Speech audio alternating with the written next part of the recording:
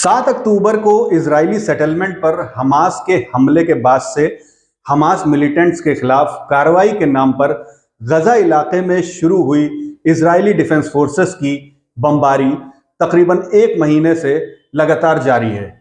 Hamas के खुफिया अड्डों को खत्म करने के नाम पर आईडीएफ ने गाजा की आधे से ज्यादा इमारतों को खंडर में तब्दील कर दिया है। सिविलियन रिहायशी इलाकों की तो बात छोड़िए, इजरायली एयरफोर्स की स्ट्राइक में अस्पताल, स्कूल और राहत शिविरों को भी निशाना बनाया जा रहा है, जिसमें बड़ी तादाद में औरतें, बच्चे और बूढ़े हलाक हो रहे हैं। लेकिन हैरत की बात यह है कि इजराइल गजा में अंजाम दिए जा रहे इस जेनोसाइड को जस्टिफाई करने और इसके लिए हमास को जिम्मेदार ठहराने में भी कोई कोर कसर बाकी नहीं रख रहा है।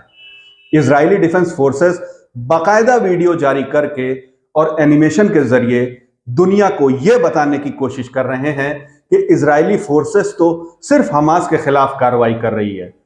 अब इसमें आम नागरिक इसलिए निशाना बन रहे हैं क्योंकि हमास ने अपने खुफिया अड्डे इन इमारतों के नीचे बेसमेंट में बना रखे हैं। आप खुद सोचिए, क्या यह वजह बताकर सिविलियन एरिया में कारपेट बॉम्बिंग को जायज ठहराया जा सकता है? क्या यह वजह बताकर हजारों बेगुनाह बच्चों, औरतों, बूढ़ों और बीमार लोगों के कत्लेआम को जस्टिफाई किया जा सकता है?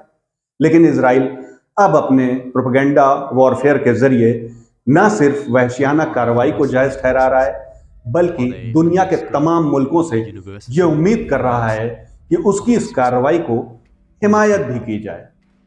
इजरायली डिफेंस फोर्सेस के जरिए अपने ऑफिशियल सोशल मीडिया अकाउंट पर इस तरह के कई वीडियो अपलोड किए जा रहे हैं और अपने न्यूज चैनल नेटवर्क के जरिए दुनिया भर में अपनी दहशतगर्दाना कार्रवाई को जायज ठहराने का प्रोपेगेंडा किया जा रहा है।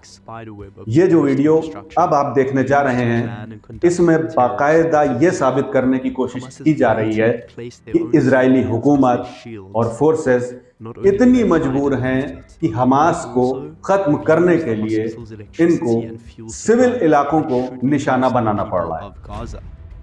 दिलचस्प बात तो यह है कि इस वीडियो को जारी करके खुद आईडीएफ ने इस बात की पुष्टि कर दी है कि वो अस्पताल, स्कूल और शिविरों को निशाना बना रहा है। पिछले दिनों उत्तरी गजा में अस्पताल पर हुए हमले को इजराइल ने नकारने की बहुत कोशिश की, लेकिन हकीकत सबके सामने आ गई और हमास के रॉकेट मिसफायर की झूठी थ्योरी धरी की धरी रह गई। क्योंकि अगर हमास के रॉकेट से इतना नुकसान होना संभव होता तो बहुत से रॉकेट तो इजराइल के कई रिहायशी इलाकों में भी शहर तक हमास के रॉकेटों ने निशाना साधा, लेकिन इन इलाकों में तो इतना बड़ा नुकसान नहीं हुआ और ना ही सैकड़ों इजरायली नागरिक हताहत हुए। इन इलाकों में गिरे रॉकेटों से सड़क पर खड़ी कुछ कारों को या फिर बिल्डिंग के किसी एक हिस्से को नुकसान पहुंचा और बेसमेंट में जाकर लोगों ने अपनी जान बचा ली। लेकिन 17 अक्टूबर को गजा के अल अहली अरब हॉस्पिटल पर हुए इजरायली हमले में कम से कम 500 लोगों के मारे जाने की पुष्टि हुई है, जबकि डेली मेल जैसे अंग्रेजी अखबार ने तो मरने वालों की तादाद 750 तक बताई है और इसमें बड़ी संख्या छोटे बच्चों, बीमार लोगों और घायलों की थी, जिनका अस्पताल में इलाज चल रहा था। साथ ही अस्पताल की पार्किंग एरिया में जो गजा के आम नागरिक शरण लिए हुए थे, वो भी मारे गए। क्या हमास के 36 साल के इतिहास में अब तक इजरायली इलाके में दागे गए किसी भी रॉकेट से इतना बड़ा नुकसान हुआ है? वॉर तो रशिया और यूक्रेन में भी हो रही है और इस जंग को भी 1.5 साल से ज्यादा का लंबा वक्त बीत चुका है। लेकिन क्या यहां जानबूझकर अस्पताल और स्कूलों को उस तरह से निशाना बनाया जा रहा है जैसे कि इजराइल गजा में बना रहा है?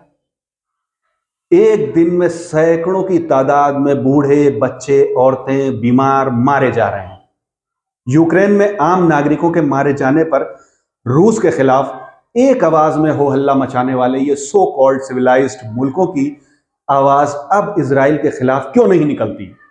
दरअसल हकीकत यह है कि आम फिलिस्तीनी अवाम के कत्लेआम पर चुप ये तमाम मुल्क इजराइल के इस वॉर क्राइम में बराबर के शरीक हैं और जंग के नाम पर फिलिस्तीनी नागरिकों का ये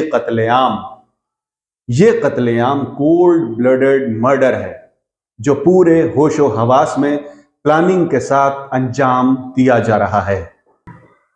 और इजराइल की इस साजिश में साथ देने वाले या फिलिस्तीनियों के कत्लेआम पर चुप रहने वाले अरब मुल्कों के लिए बस इतना ही कहना चाहूंगा कि जलते घर को देखने वालों, फूस का छप्पर आपका है, आग के पीछे तेज हवा है, आगे मुकद्दर आपका है, उसके कत्ल पे मैं भी चुप था, मेरा नंबर अब आया, मेरे कत्ल पर आप भी चुप हैं, अगला नंबर आपका है।